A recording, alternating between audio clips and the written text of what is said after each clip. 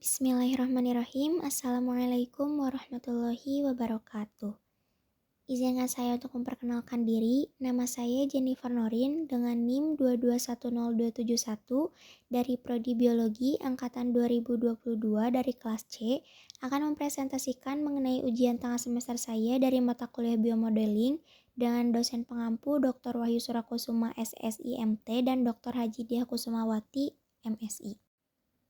Selanjutnya ada daftar isi yang akan saya presentasikan pada kali ini, yaitu ada pengertian mengenai sistem dan pendekatan sistem, lalu ada causal loop, tujuan pembuatan sistem simulasi, stock flow, dan skenario terbaik. Nah, apa itu sistem? Nah, sistem ini itu merupakan suatu kesatuan yang terdiri atas komponen atau elemen yang dihubungkan bersama untuk memudahkan aliran informasi, materi, atau energi untuk mencapai suatu tujuan. Jadi sistem ini itu merupakan elemen-elemen atau komponen-komponen yang bersatu dan bekerja sama saling bersinergi untuk mencapai suatu tujuan yang sama. Selanjutnya itu ada komponen sistem. Di sini ada beberapa komponen yang ada di dalam suatu sistem, yaitu ada objek, lalu ada atribut, hubungan internal, dan juga lingkungan. Nah, hubungan internal di sini itu dapat berupa hubungan sebab akibat yang terjadi antar komponen-komponen dalam sistem. Selanjutnya itu, apa itu pendekatan sistem?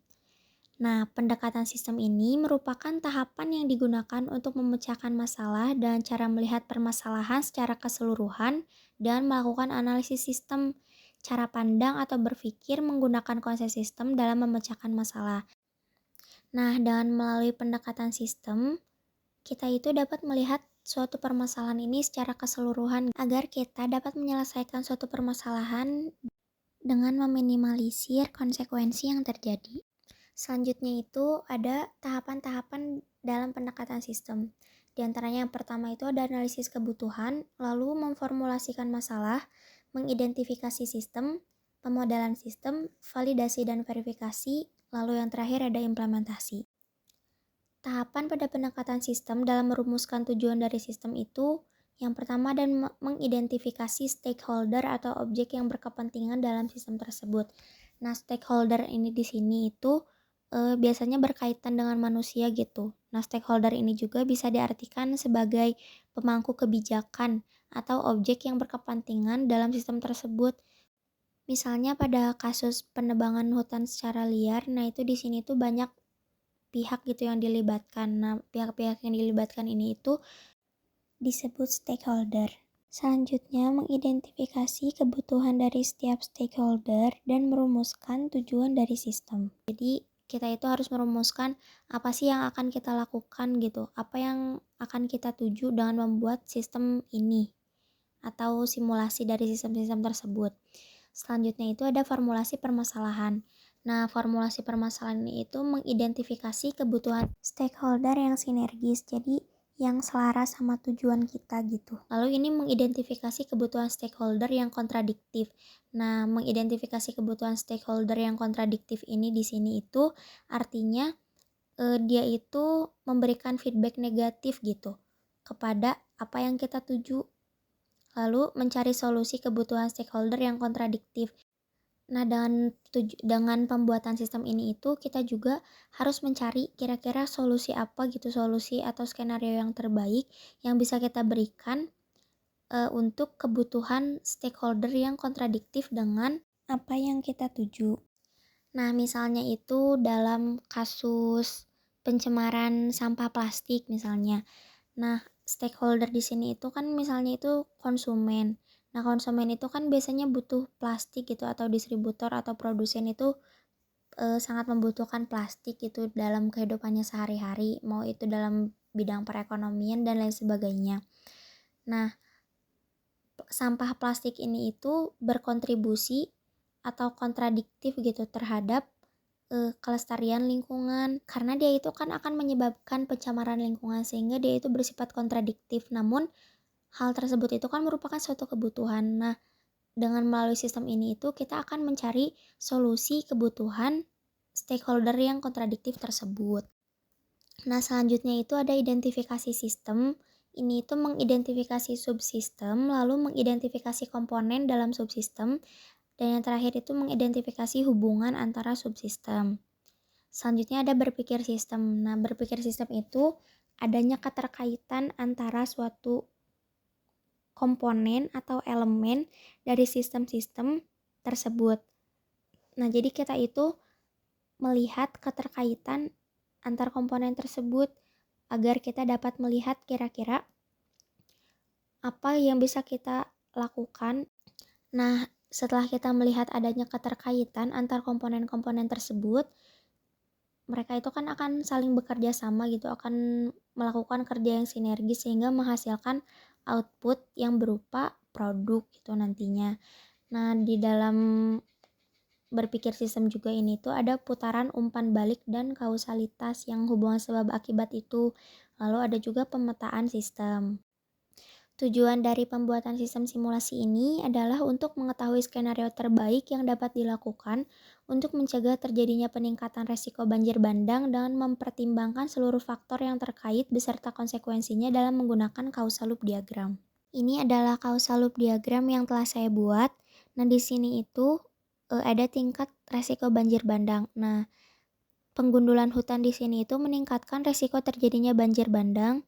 Lalu, erosi pun meningkatkan terjadinya resiko banjir bandang.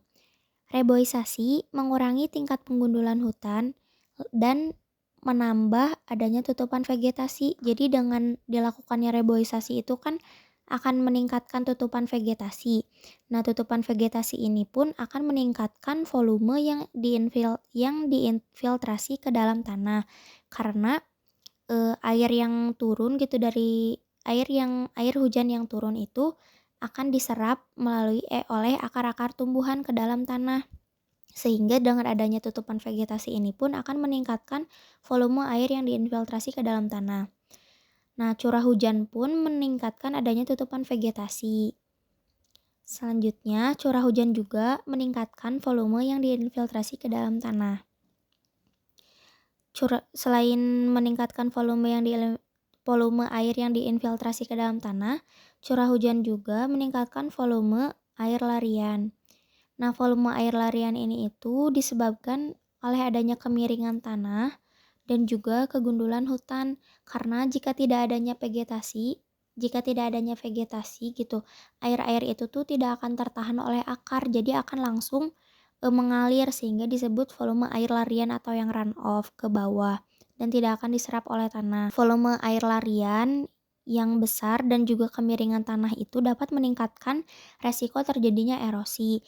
Nah, jika sudah terjadi erosi, maka kualitas tanah pun akan menjadi buruk.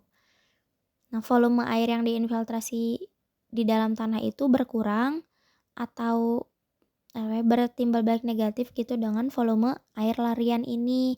Karena jika volume air larian yang lebih besar itu kan otomatis volume air yang di dalam tanahnya itu kan berkurang gitu.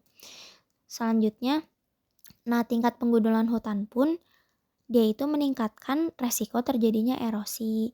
Jadi semua faktor-faktor di sini itu saling berkaitan untuk menyebabkan gitu terjadinya resiko banjir bandang. Jadi banjir bandang itu disebabkan oleh oleh banyak faktor. Di antaranya kayak tadi penggundulan hutan, lalu ada erosi, ada kemiringan lahan, adanya vegetasi, reboisasi, dan lain sebagainya. Nah, ini adalah simulasi yang telah saya buat melalui aplikasi PowerSim.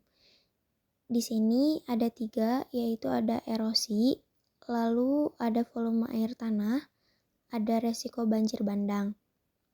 Nah, di sini itu tingkat penggundulan hutan itu meningkatkan terjadinya erosi. Selain itu, kemiringan lahan pun meningkatkan terjadinya erosi. Lalu, tutupan vegetasi itu mengurangi terjadinya erosi. Nah, tutupan vegetasi ini juga karena adanya reboisasi. Jadi reboisasi juga menambah atau berkontribusi dalam adanya tutupan vegetasi. Nah, setelah itu, curah air hujan yang besar itu menyebabkan tingginya volume air tanah. Nah, volume air di dalam tanah ini pun akan berkurang jika adanya air larian atau air yang mengalir atau runoff.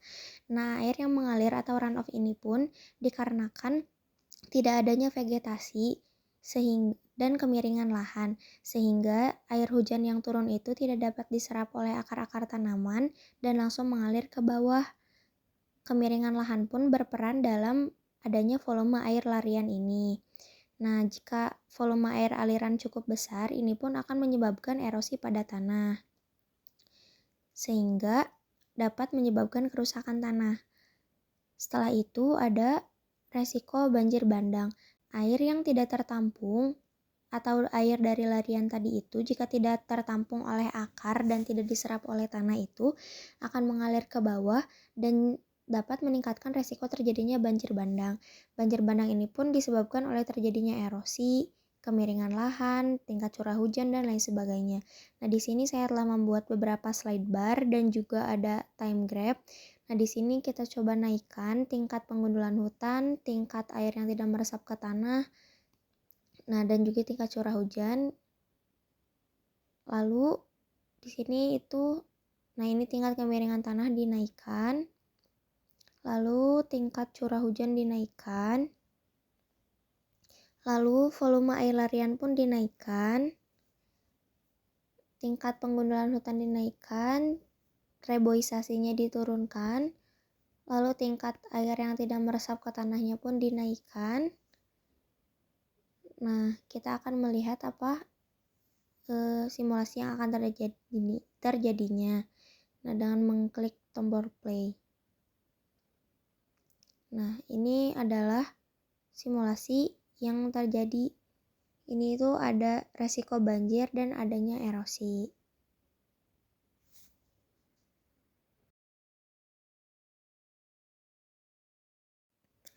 Jadi, skenario terbaik berdasarkan causal loop diagram dan sistem simulasi yang telah dibuat, skenario terbaik yang dapat dilakukan adalah dengan mengurangi resiko penebangan hutan dan meningkatkan reboisasi agar air dapat tersimpan di dalam tanah dan meminimalisir adanya volume air larian, sehingga dapat meminimalisir terjadinya erosi dan kerusakan tanah.